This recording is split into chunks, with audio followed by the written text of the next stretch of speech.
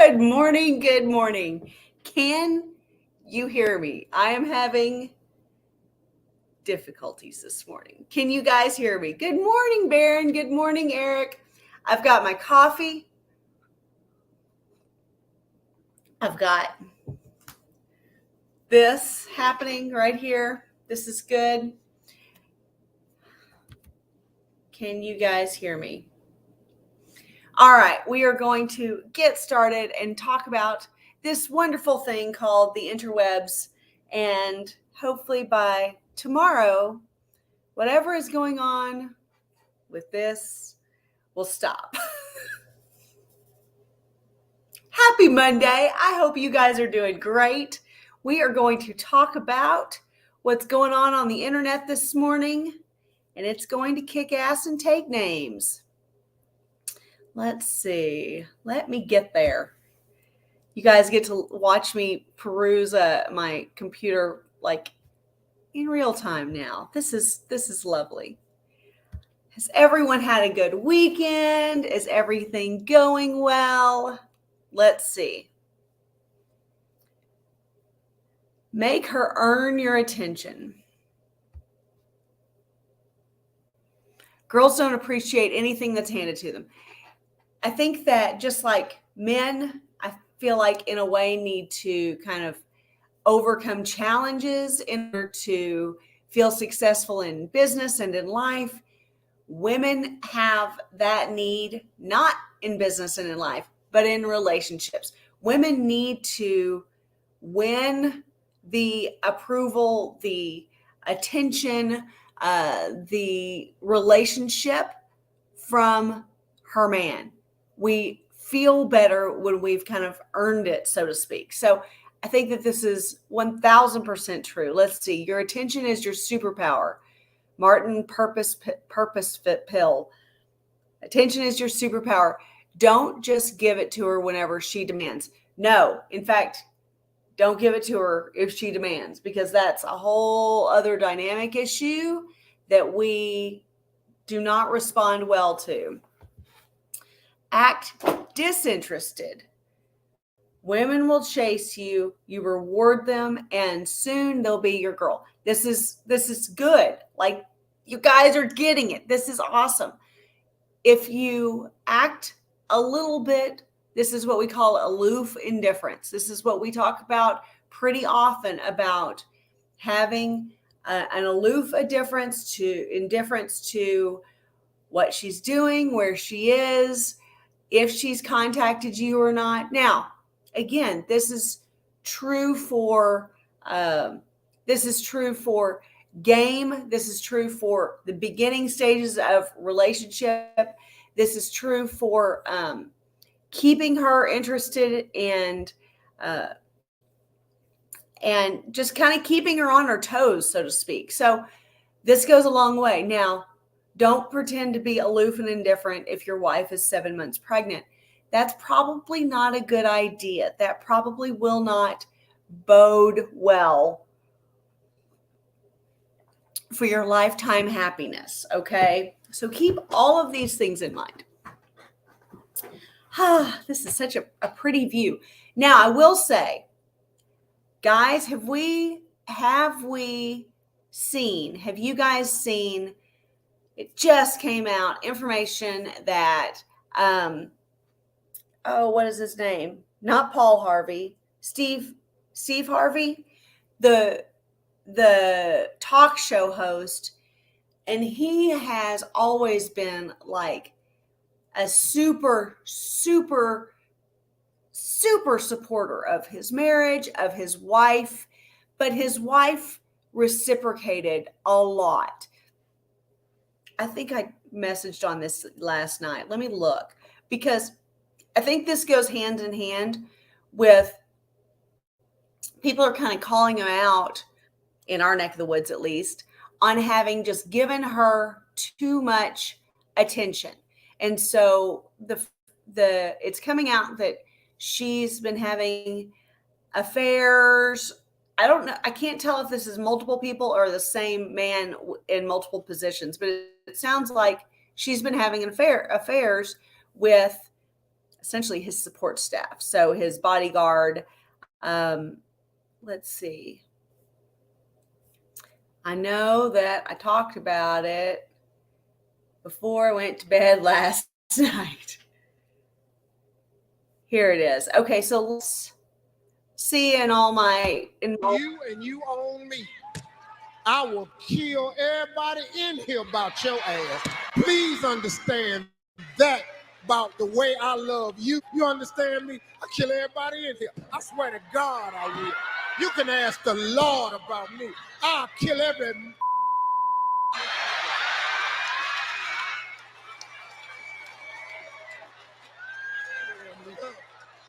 That's mine right there.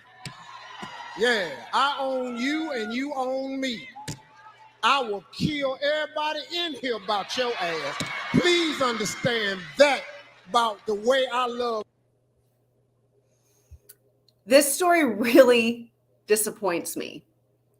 Next episode of Family Feud gonna be lit. That's pretty fucking funny. That's pretty funny. This story really makes me sad. It genuinely makes me sad because I believed in a lot of ways that this couple, because she has been as vocal about him as he was about her. And I don't think that it was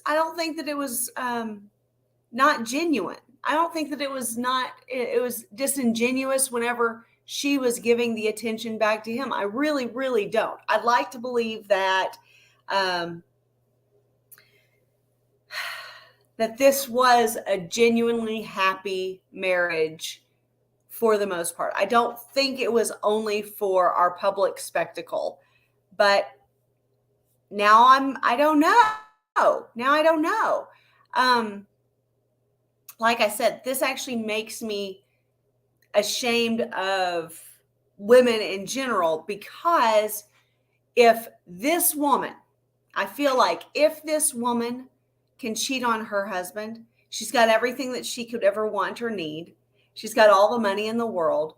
If she's cheating with like a bodyguard and or a chef, whether that's the same person or two different people, I haven't dug into this article or any information about this. I'm just seeing it on Twitter, X. But if this is true, there's at least some point in there where she stopped standing by everything that she was saying. I know that this is not unusual information, but usually women who are banging the help aren't at the same time singing her husband's praises. So there's something going on here in the interim that's where we're not seeing. Let's see. Eric says, the more I think about how breakups and divorces are normalized and happen on a whim, it makes being monogamous less pleasant. What am I gonna do? Get out with and bang her for 2+ years? What then? Yeah, exactly. I mean, if any couple survived, although, okay, I say all of that, but let me also circle back to other couples that aren't as vocal online about how crazy they are about each other. So, I didn't think that this was one of those times where it was like a burn hot, then cool off, go as far the other direction kind of relationship. Because a lot of like truly passionate relationships, truly passion-filled relationships, they do tend to burn hot, but burn out. I didn't think that was the case with this relationship, because they went pretty hard for a good amount of time. This wasn't a short-lived relationship. But I kind of wonder about that, where so many of the couples, and I do post on this quite a bit, so many of the couples that you see that have lasted for a long time, exactly, Baron, exactly. You get where I'm heading here. Were much more private. They kept to themselves. They tried not to have a celebrity relationship. They kept the kids private. They kept their personal stuff private. They would still maybe appear on the red carpet together, but maybe not always. Some of the most solid marriages in Hollywood or in, that echelon of fame and fortune tend to be much more private. They tend to try and actively protect their relationship from the limelight. And maybe that's where this fell through. Let's see. She's your wife, not a PR prop. Yeah, that's a great point. Yeah.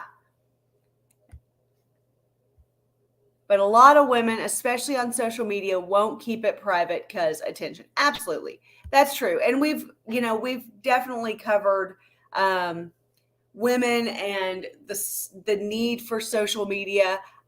In fact, I'm trying to decide what day it was. Yesterday on the Buddy Show Live, I broke down, that's all I talked about, is exactly what Eric is saying right here about, that's not what I was looking for. What Eric is saying right here about women, social media, and their need for attention. So I broke down a 1.5-minute clip of a woman, and everyone was focused on how scattered she was and how just kind of all over the place and unfocused she was. But I got to the actual heart of what was going on in what we were seeing and how it could have been prevented and how it could be fixed. I don't think this particular couple is going to fix it, but in case you haven't, didn't catch the Buddy Show Live yesterday, I do invite you to check that out because that's not who I want to look at. Because it really broke down the social media thing in a way that this is not a brag, this is fact that you don't see very often. So, all right, moving on. She'll only follow you if she thinks you're wiser than her. And I would say if she thinks you're more important than her, if she thinks you're more powerful than her, if she thinks you're a better leader than her, if she can trust you to make good decisions. This is the problem that couples often run into, is that at first she, kind of bends to your wishes. She kind of feels out where you want her to be, what your levels of leadership and interest are. And then she starts to challenge you. She starts to shit test you. She starts to doubt your abilities to make the right decision. And whether it's in driving, whether it's in money management, whether it's in vacation spots, whether it's in hotel, rentals, she starts to challenge things. And the more you give in to those challenges, those shit tests, the less highly she thinks of you, and the more she will continue to challenge those things. So it really does have a snowball effect on the front end of a relationship. If you are bending to her wishes, if you're allowing her to challenge you and kind of get away with it, for lack of a better way to put it, that actually sets you up for a pretty challenging time the rest of your relationship. And then what happens is then you get blindsided by a breakup 2 or 3 years down the road, or 2 or 3 decades, because you were just trying to make her happy. You were just trying to, keep your girl happy, and not push too hard, not, think about like, well, that doesn't really matter, so I'm not going to fight on that one. I'm not going to stand my ground. But it's more important for you to stand your ground, even if you're wrong most of the time, than bend to her wishes.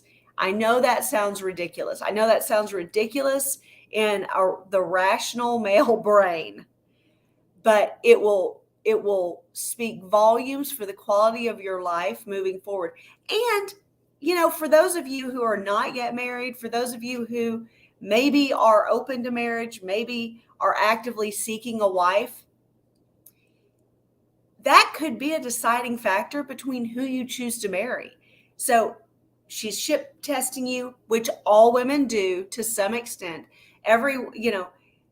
Women we cannot afford to just trust everything that you do and say from the very front end. If we don't know you, we absolutely aren't going to put all of our trust in you and just follow your lead, because we don't know where you're leading us to. However, as you get into relationship more, as you get more comfortable together and in your relationship, if she is challenging you and you are bending to her wishes, then she's testing your resolve. She's testing your leadership skills and your ability to lead her through life. And as you bend to more and more of her wishes, as you fail more and more of her shit tests, she respects you less. The less she respects you, the more she will take over the leadership role in your relationship. All of this is terrible for your quality of life in the long run. And this is true. There are some guys out there who genuinely don't want to have to lead. You don't want to have to take control. You don't want to think that it's going to be a lot of work to be constantly leading and working to do that. Good morning, Tony. I'm so glad you're here. Thank you. Thank you. But if you do it on the front end and you sustain it for an amount of time, you have to work at it less and less as time goes on. It gets easier to lead because you just go through your life and you take her with you. It's a win, win, win, win, win. Let's see what Eric's saying about shit tests here. There are shit tests to see if I'm the shit.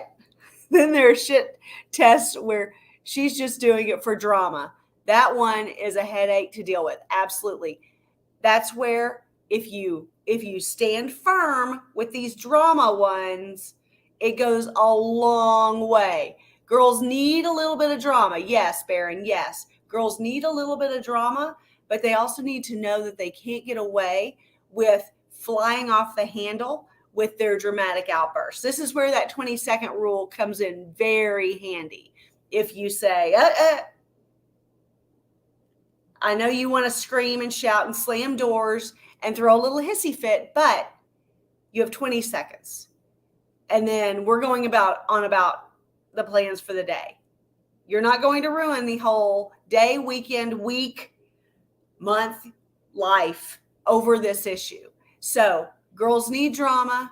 Girls will shit test you, but it's especially those shit tests that are challenging your resolve and just seeking drama that you definitely have to squelch early on.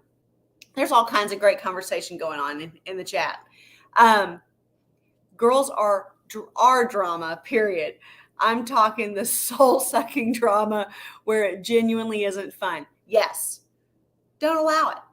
Don't allow it.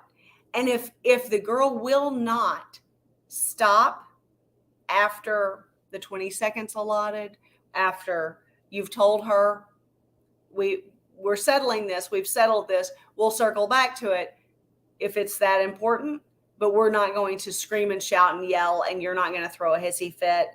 If she doesn't stop, then you have a problem. That is not a long-term potential life partner. Tony, in my opinion, strong men lead, weak men control. That's a great point. But if if she's not following your lead, if you're telling her you have 20 seconds to throw a fit, to scream, shout, slam doors, break shit, talk shit about me, talk about my mom, whatever the case may be, whatever your fucking problem is, you have 20 seconds to vent it, and then you're going to stop. If she doesn't stop after that 20 seconds, in this example, then you have a problem on your hands. And then it's less about you being a good leader and more about you trying to control her. So Tony makes a good point here.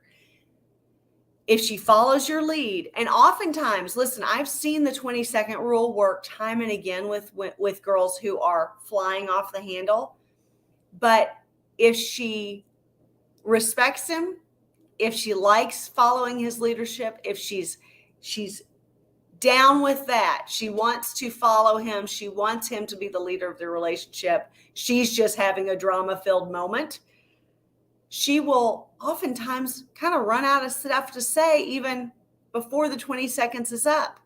Now, if she requires control, if she does not respect you enough to follow your leadership and it requires control, that's a whole other issue. And that's one that you need to think about whether you actually want to be in that position for the long term. Now, if she continues talking, continues ranting, continues bitching, complaining, screaming, yelling, throwing shit, breaking stuff, whatever, after the 20 seconds, and it requires your control, the control move is to say, all right, you have to go. If she doesn't live with you, you have to go. I'll see you in a few days. I'll talk to you later. But right now you have to leave. You need to go home. Or if you live together, if you're together, if you're living life together and she's doing this, you say, I'm going to go. I love you. I'm going to go. I'll be back later. Don't tell her when. Don't tell her where you're going. Don't let her blow up your phone. Don't answer her texts. Don't answer her phone calls. Go to the corner bar, have a few drinks, watch a game, drive around, whatever you need to do to shake it off. That's where you have to control the situation. So next time, hopefully your leadership is such that you don't have to go to that extent in order to lead her. And next time you say you have 20 seconds, she abides by the 20 seconds and you go on about your life. Whenever that happens, when it happens successfully, everyone wins. Everyone wins, because then she knows she has 20 seconds. She can say what she needs to say. She can feel heard, which is a big thing with women. We need to feel heard. But in the long run, she wants you to lead her. So she wants to feel heard. She wants you to acknowledge that she's throwing this fit, that she's voicing these thoughts, but then don't give them any credence and go on about your day. And don't bring it up. Have a wonderful evening. Have a wonderful day. Have a great date. Have a good work day. Have a productive day. And do not reward bad behavior by then dripping yourself all over her in the long run. Whoo! My goodness. That's a lot of information. This is a lot. I think we only got through like 2 tweets, 2 posts, because there's so much going on in girl brain that the more you guys know, the more you can successfully lead through the situations that come up. It's a lot. It sounds like a lot of work. And I think that I get a lot of pushback on exactly that it sounds like you have to be her constant, like almost like chaperone through the world. And that's not it at all, because all it takes is you having this leadership mindset on the front end, making sure that you're consistent with that leadership and continuing through the relationship. But you have to keep your thumb on her less and less as you go through this, because she's learned what you will and will not tolerate.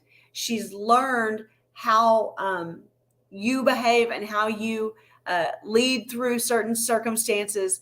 She's learned all of this and she internalizes it, and then she knows where not to push buttons. And that's where it's a matter of leadership versus control. Yes.